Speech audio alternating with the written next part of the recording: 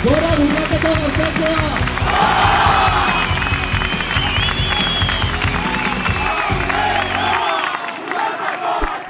Gaur, 100 pertsona mobilizatu gara hemen burlatako gaztetxearen alde egiteko, gaineratu izan nahi dugu aldarri nagusi bat, antolakuntzarako espazioak beharrezkoak direla bai burlatan, bai beste auzo eta herrietan ere.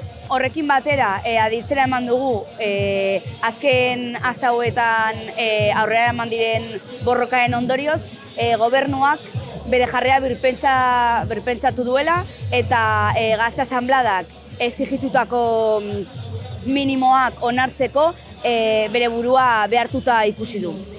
Beraz, burlatako gaztetxea aurrera eginen du.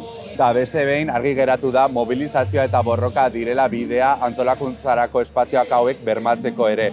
Dena den, naiz eta garaipena izan, burlatako gaztetxearen jardun politiko honen zatiaren handi bat, oraindik ez dago inolaz ere bermatuta, eta horregatik luzatu nahi dugu deia bai ere, borrokatzen segitzeko eta mobilizatzen ere jarraitzeko.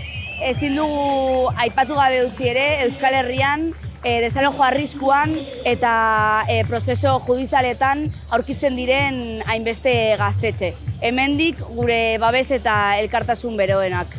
Bestaldetik eskerrak eman nahi dugu, aste hauetan elkartasuna helarazi diguten guztiei, eta bereziki eskertu nahi dugu Iruñerriako bestelako gazte asanbladek borroka honen alde hartutako konpromezua. Borrokak merezi du, gaur aurgi geratu da eta burlatako gaztetxea aurrera.